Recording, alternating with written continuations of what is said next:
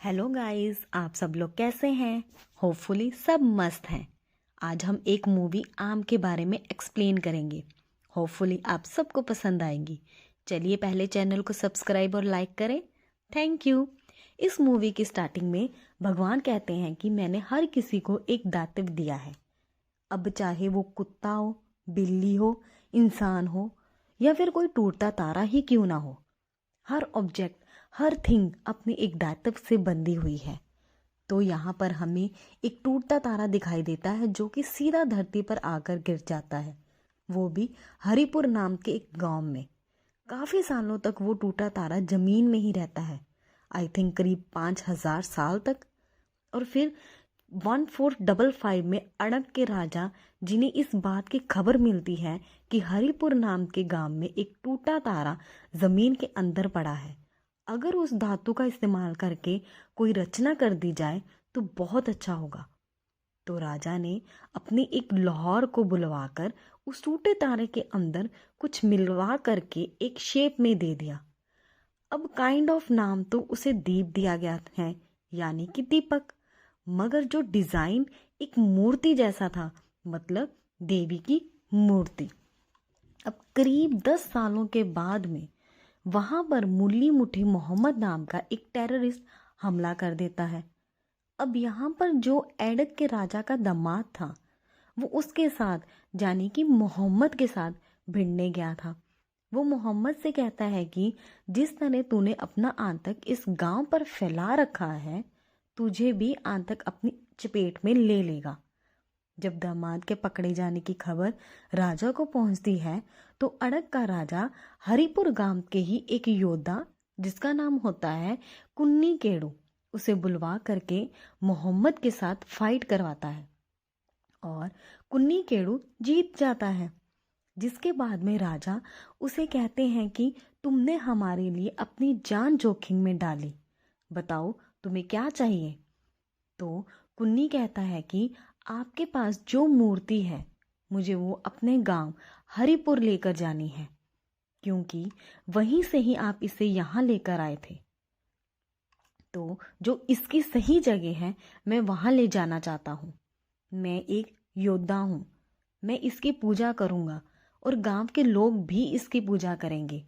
इसके सम्मान में कोई कमी नहीं आएगी।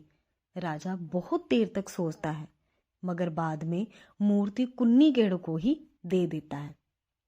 अब जब वो अपने गांव हरिपुर में आता है, तो उसकी एक दोस्त भी होती है, ज्योति, जो कि उससे बहुत ज्यादा प्यार करती थी। मूर्ति गांव में आ चुकी है और अब उसकी स्थापना भी अच्छे से होती है।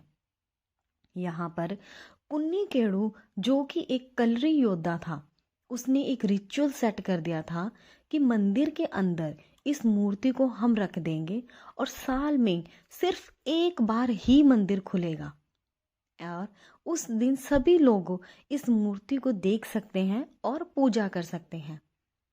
और फिर पूरे साल भर तक के लिए मंदिर बंद कर दिया जाएगा, मतलब कि मूर्ति को कोई नहीं देखेगा। थोड़े दिनों बाद गांव में चेचक की एक बीमारी फैल जाती है। हर कोई इससे परेशान हो जाता है। ज्योति को भी ये बीमारी लग जाती है। सभी लोग, इवन कि उसके घर वाले भी उसको छूने से डर रहे थे। तभी कुन्नी आकर के उसे गोद में उठा लेता है और उसकी माँ को कहता है कि इसे कोई जादू टोना नहीं है, सिर्फ इसे बीमारी है जिसे ठीक करना है। और वो उसे लेकर गांव में कहीं बहुत दूर जंगल में चला जाता है और फिर वो बीमारी उसको भी लग जाती है और वो अपने आखिरी दिन गिर रहा होता है। तभी उसके पास में उसी एड़क्कल के दामाद का मैसेज आता है और मैसेज पढ़ने के बाद कुन्नी केड़ू, एक महान कलरी योद्धा, अपनी देह त्याग देता है। अब यहाँ से कहानी 550 साल आगे बढ़ती है। वक्त दिखाया जाता है 1950 का। इस वक्त एक दादी अपनी पोती लक्ष्मी को यही वाली स्टोरी सुना रही थी कि आज से 550 साल पहले हुआ क्या था। किस तरीके से कुन्नी केड़ू ने हरिपुर गांव के लिए उस मूर्ति को वापस लेकर आया। फिर उसकी पूजा हुई। हर साल मूर्ति को देखने के लिए लोग मंदिर में जाते, और भीड़ हो जाती थी और अच्छे से मूर्ति की पूजा होती थी। अब लक्ष्मी आगे सुनती है कि एक मिनियम था। इसने कुछ ही दिन पहले उसी अद्भुत मूर्ति को चुरा लिया था। वो हर चीज को चुरा लिया करता था, लोगों के सोने चांदी की चीजें, यहाँ तक कि सोने के दांत तक गायब कर लेता था। बट मूर्ति चुराते टाइम वो पकड़ा गया था। फिर गांव वाले उसके बेटे को छेड़ते हैं कि तू भी अपने बाप की तरह बनेगा चोर। अब स्टोरी कुछ साल आगे चलती है, 1990, यानी कि 50 साल आगे। अब ये जो अपना अजैन था, ये लक्ष्मी से बहुत प्यार किया करता था। लक्ष्मी उसे मिलने के लिए घर की इलेक्ट्रॉनिक चीज़ें ही खराब कर देती थी, क्योंकि वो गांव में अकेला इलेक्ट्रिशियन था। मगर अब एक नए करेक्टर की एंट्री होती है। इसका नाम होता है सुदेव, और ये डकल खानदान का वारिस होता है। मतलब कि ये वो खानदान था जिसका आज से 550 साल पहले जो मूर्ति थी, जो कि हरिपुर में थी, ये उसी के खानदान का एक वारिस था, जो कि इस बार गांव के अंदर एक फिल्म बनाने के लिए आया था। क्योंकि यहाँ की जो प्रजा थी, हर साल मूर्ति की एक दिन पूजा होती है, और कुन्नी केड़ू जिनकी वजह से मूर्ति आई थी, और वो एक कलरी योद्धा थे, इसलिए एक कंपटीशन भी होता है। तो उसे रिकॉर्ड करने के लिए, फिल्म बनाने के लिए सुदेव यहाँ पर आया था। सुदेव अजैन को बहुत ही अजीब तरीके से देख रहा था, जैसे कोई षड्यंत्र रच रहा हो, और अजैन को भी कहीं ना कहीं कुछ ठीक नहीं लग रहा था। गांव में बहुत चोरियां होती हैं। पुलिस को लगता है ये सारी चोरियां अजैन कर रहा है, बट अजैन कहता है कि मैंने ये सारी चोरियां नहीं की। अब एक रात एसपी सुरेश अजैन के पास आता है और कहता है कि मैंने उस चोर को उस मूर्ति के मंदिर के पास जाते हुए देखा है। अजैन उस चोर को पकड़ने की मूर्ति वाले मंदिर के पास जाता है, बट वो देखता है कि मूर्ति तो है ही नहीं। वो हैरान हो जाता है जब देखता है कि सुदेव उसके मंदिर में जाते की वीडियो बनाता है, और कहता है कि ये वीडियो सबको दिखाकर बताऊंगा कि ये मूर्ति तूने ही चुराई है।